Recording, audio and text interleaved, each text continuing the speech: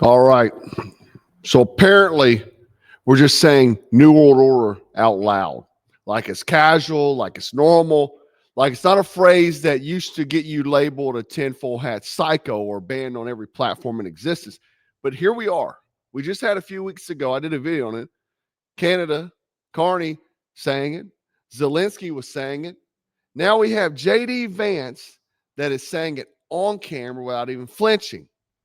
Check it out. There's a real question about whether there's a massive shift happening now in terms of world alliances long term. Well, it's definitely, I think, a new world order. I think the president has sought to it. There's a new world order in trade. There's a new world order in globalization and the way that we invest in our economy versus, foreign supply chains.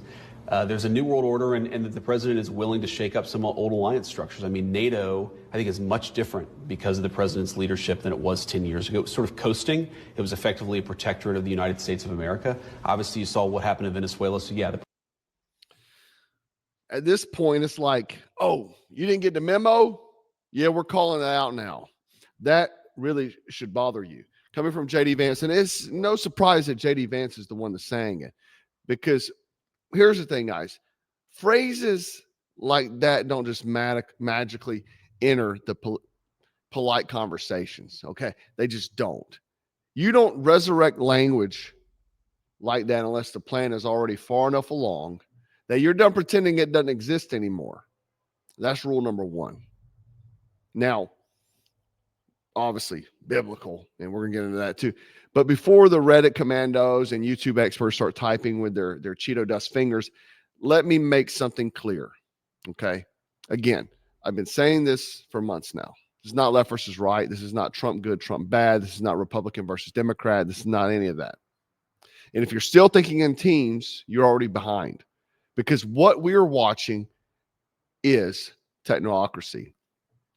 Most people don't even understand what that means, which is exactly why it's working. Technocracy isn't communism. It's not fascism. It ain't even globalism the way people think about it.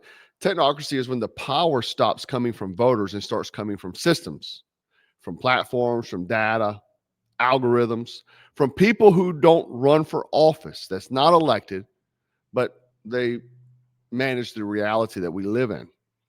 So we can start off by talking about the elephant in the room, Palantir. Been talking about it for a while. Every time I say that name, I can feel the algorithm start twitching. Let me make this clear. Palantir isn't a political party. It isn't a political campaign. It doesn't argue on cable news. And Palantir sees everything. Palantir is plugged into military intelligence, federal law enforcement, border enforcement.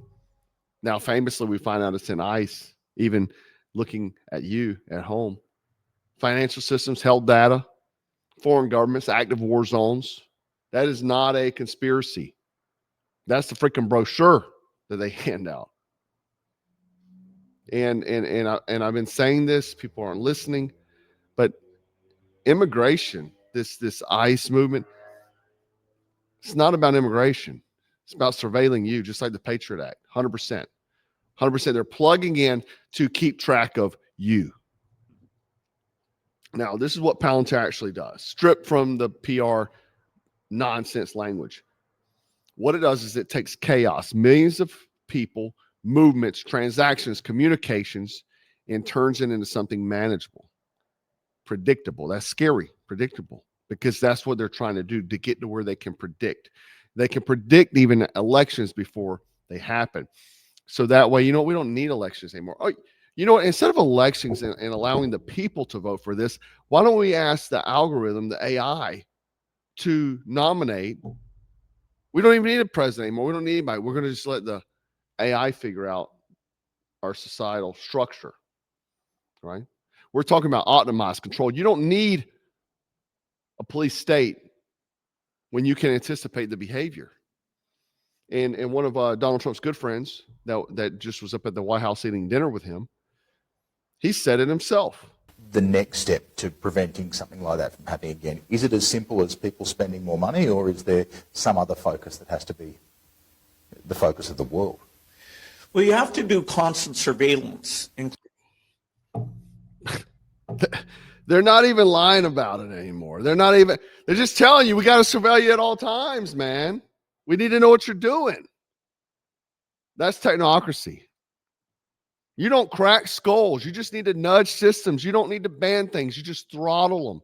You think you have free speech, but you're like me talking in an echo chamber of people that think like I do. You don't need to silence dissent. You bury it under noise, friction, and inconvenience until people give up. You push the nonsense. You keep people wrapped up in algorithms for hours on TikTok and scrolling on what's it called? Instagram.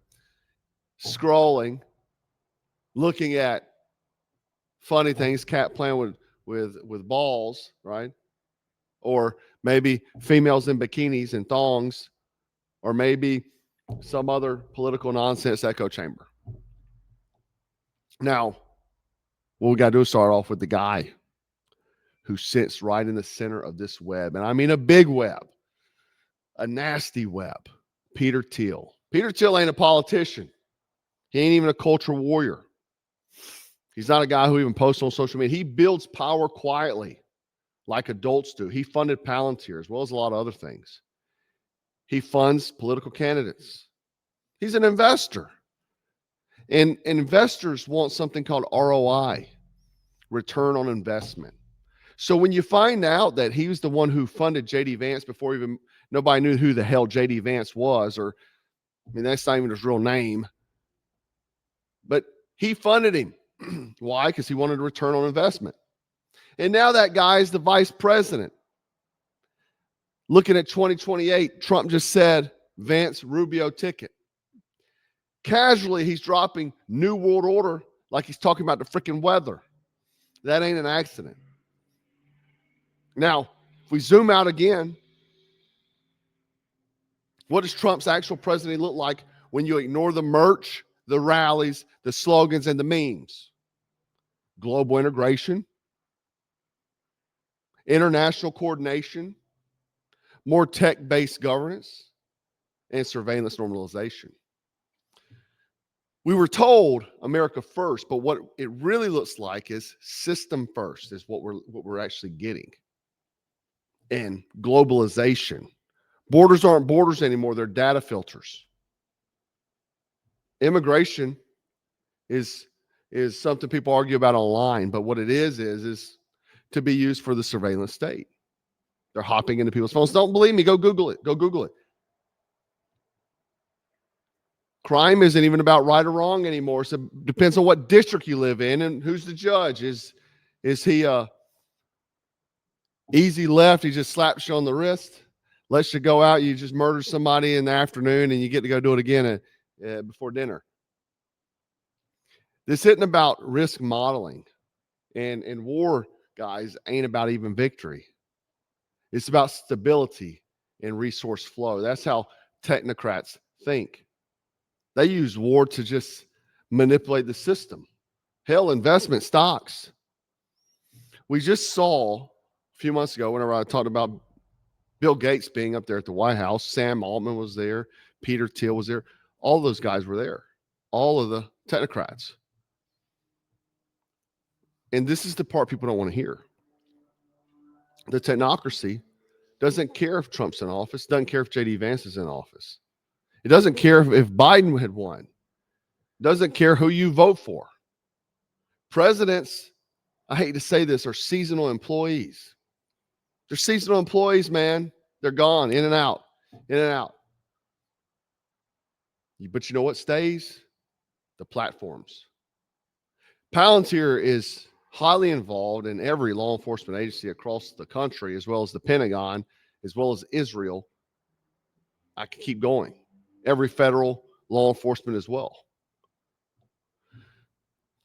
That's why the same companies, the same investors, and the same tech keep showing up in wars, in borders, policing, finance, health, and elections. Palantir signed a deal where they basically run all the health data together. That isn't scary for you, but I think, who cares? That's scary. And it's not a coincidence. It's called architecture. They got to start somewhere. Now, if you ask yourself, why is everyone suddenly using the same language? Canada, Ukraine, the US. You don't get that unless people are aligned at a level that you and we're not invited to that table. And no, this isn't about some cartoon villain rubbing his hands together. It's way worse, because unlike that, this is more efficient. The technocracy doesn't want to rule you. It wants to manage outcomes. Your vote becomes a data point. Your opinion becomes a trend, and your anger becomes a variable. And if you become inconvenient, guess what? They don't need to disappear you. You just become irrelevant. That's why accountability terrifies these people. Why Epstein breaks the system. Look at what it's doing right now. And you have to ask yourself, man, all the same people, guess who invested? Who invested? Who? Jeffrey Epstein co-owned venture capital fund with Palantir's Peter Thiel. Wow, they're all connected. I tell you, you got to have an Epstein. You got to have Epstein on your resume to get into these circles, guys. If you're not part of that club, you don't get in. Look at the whole Trump admin, man. Howard Lutnick, the new Fed chair. Elon Musk. If you're not in the files, man, you're irrelevant. Really, you are. I saw this citizen journalist the other day track down Peter Thiel. He's trying to walk fast, trying to get away really fast, but listen to him. Thiel, do you have any comments about Palantir's surveillance of the American people, sir? Or any of your connections to Jeffrey Epstein? I think people are rather concerned about that last particular one. Yeah, dude, we want to know. You're setting up a Big Brother surveillance system, and people know it, sir. They're more worried about the protests in Minneapolis. They're like, yeah, go beat up those protesters instead of these guys walking around controlling the world. Do you think the American people want this surveillance tech being used against them? I know I don't.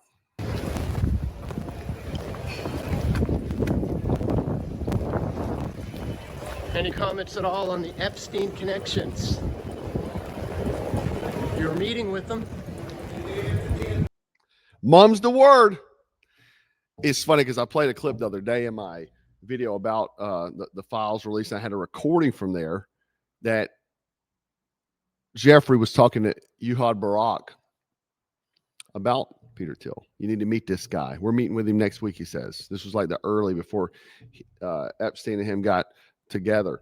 But obviously, I don't know if you know much about Peter Thiel, but he's claims to be a Christian. He's a homosexual, obviously. Doesn't go together. But separate to that, he does lots of seminars and lots of talk about the Antichrist.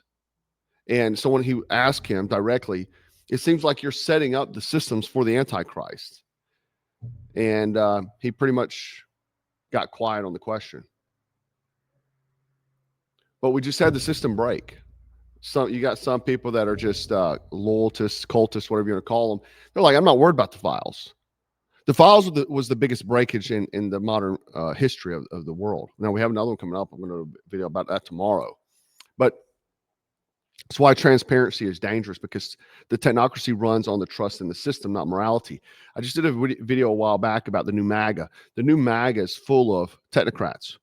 They're planning to fund and totally change the system. Hence why J.D. Vance will be the next president, to help funnel that system in. And once people realize the system protects itself first, the spell will break. But it's hard to. It's hard to get the loyalists to look outside the box.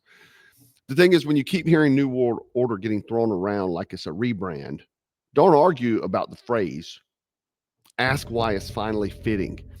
Ask why the same names keep appearing in the files up at the White House and so on, and why power never seems to change hands no matter who wins, because it doesn't. This isn't tyranny. Tyranny is loud. This is what you call management. Clean, efficient, soulless. And once you see it, you can't unsee it, and that's the real problem. This is Jack with Black Scout Survival. Stay frosty, stay strapped, stay dangerous. Black Scout